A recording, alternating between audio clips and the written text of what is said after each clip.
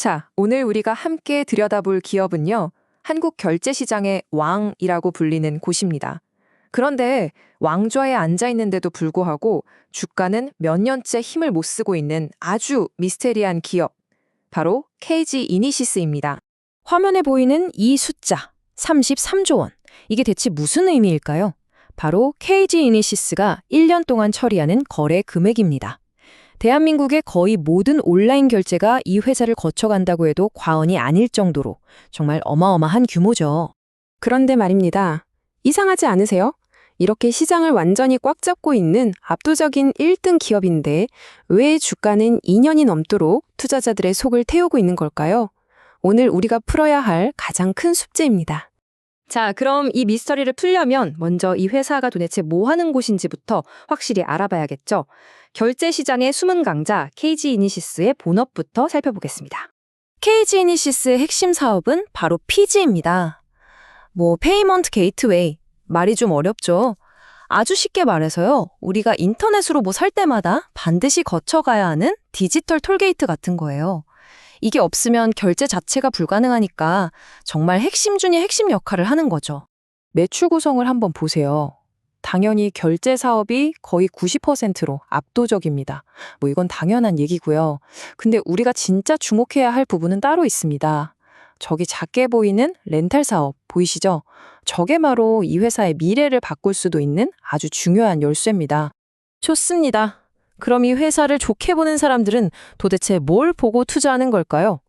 이 회사의 잠재력을 터뜨릴 성장 엔진, 즉 강세론의 근거들을 하나씩 파헤쳐보겠습니다. 플러스 82%. 엄청난 숫자죠? 이게 뭐냐면요. 코로나 끝나고 다들 해외여행 가기 시작했잖아요. 바로 그 여행, 항공 분야 거래액이 이렇게나 폭발한 겁니다. 리오프닝의 수혜를 이 회사가 제대로 직접적으로 받고 있다는 아주 강력한 증거죠. 미래 성장 동력은 훨씬 더 구체적입니다. 요즘 난리난 알리 테무 있죠? 거기서 우리가 긁는 카드 결제 상당 부분을 KG 이니시스가 맡고 있고요. 아까 말씀드렸던 그 렌탈 사업도 개인을 넘어서 이제 기업 시장으로 본격 확장하고 있습니다. 심지어 일본 시장까지 넘보고 있으니 미래 먹거리는 정말 많아 보이죠? 이게 바로 강세론의 핵심입니다. 특히 이 기업 간의 렌탈 사업은요. 매출이 기하급수적으로 성장할 수 있다는 평가까지 받습니다. 이건 단순히 결제 수수료 받던 회사가 아예 새로운 고수익 사업으로 체질을 바꾸고 있다는 중요한 신호탄으로 볼 수 있는 거죠. 자, 그런데 이렇게 좋은 이야기만 가득한데 주가는 왜 그 모양일까요? 당연히 이유가 있겠죠. 지금부터는 이 장밋빛 전망에 가려진 그림자, 주가의 발목을 꽉 잡고 있는 성장통, 즉 약세론의 근거들을 냉정하게 한번 짚어보겠습니다. 바로 이겁니다. 약세론의 가장 핵심적인 문제. 왼쪽을 보시면 매출은 매년 사상 최대치를 찍고 있어요. 근데 오른쪽을 보세요. 정작 회사 주머니에 들어오는 진짜 돈, 영업이익은 3년째 그대로입니다. 아니, 장사는 잘 되는데 남는 게 없다는 거잖아요. 투자자 입장에선 정말 답답할 노릇이죠. 엎친 데 덮친 격으로 2025년도부터는 규제까지 발목을 잡습니다.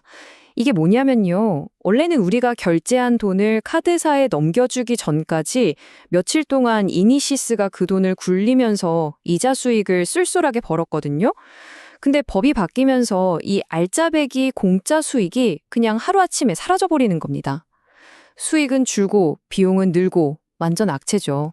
이게 끝이 아닙니다. 투자자들이 걱정하는 건 또 있어요. 그룹 차원에서 다른 회사 인수한다고 회사 돈을 빼가는 거 아니냐는 소위 오너 리스크. 네이버페이처럼 아예 자체 결제망을 쓰는 경쟁자들이 늘어나는 문제, 그리고 계속 올라가는 비용 부담까지. 투자자들이 선뜻 지갑을 열기 망설여지는 이유가 충분히 있는 겁니다. 자, 그럼 이쯤에서 궁금해지죠. 이렇게 좋은 점과 나쁜 점이 팽팽하게 맞섰는데 시장은 이 회사를 어떻게 보고 있을까요? 지금 주가는 정말 싼 걸까요? 아니면 싼 게 비지떡인 일종의 함정일까요? 이 표를 한번 보세요. 정말 아이러니한 상황이 한눈에 보입니다. 경쟁사인 NHN KCP보다 영업이익은 훨씬 더 많이 벌어요. 155억 원 대 99억 원이니까요. 그런데 주가 평가는 오히려 절반도 못 받고 있습니다. 이게 무슨 뜻이겠어요? 시장에서는 이 회사를 앞으로 더 클 회사가 아니라 성장이 멈춘 회사로 낙인 찍었다는 겁니다. 그래서 결국 질문은 딱 하나로 귀결됩니다. 현재 이 낮은 주가는 진짜 숨겨진 보물을 헐값에 살 수 있는 절호의 기회일까요? 아니면 싼 줄 알고 덥석 물었다가 영원히 빠져나오지 못하는 가치 함정, 즉 밸류 트랩일까요? 자, 그럼 이 모든 긍정론과 비관론을 종합했을 때 KG 이니시스의 미래는 어떤 그림을 그리게 될까요? 전문가들이 내놓은 최종 시나리오를 한번 같이 보시죠. 시나리오는 크게 세 가지입니다. 최악의 경우, 즉 우리가 살펴본 리스크들이 현실화되는 비관적 상황, 그냥 지금처럼 가는 중립적 상황, 그리고 새로운 성장 엔진들이 제대로 빛을 발하는 낙관적 상황. 결국 강세론과 약세론 중 어느 쪽 논리가 시장을 설득하느냐에 따라 주가는 이 세 갈래 길 중 하나로 가게 될 거라는 거죠. 결국 이 한 장으로 모든 게 요약됩니다.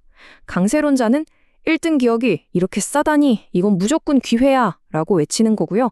약세론자는 수익도 안 나고 규제 리스크도 있는데 이걸 어떻게 사? 라고 하는 거죠.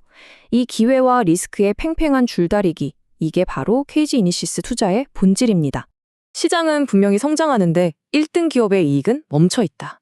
정말 흥미로운 모순이죠. 자, 여러분이라면 이 상황에서 숨겨진 기회의 문을 여시겠습니까?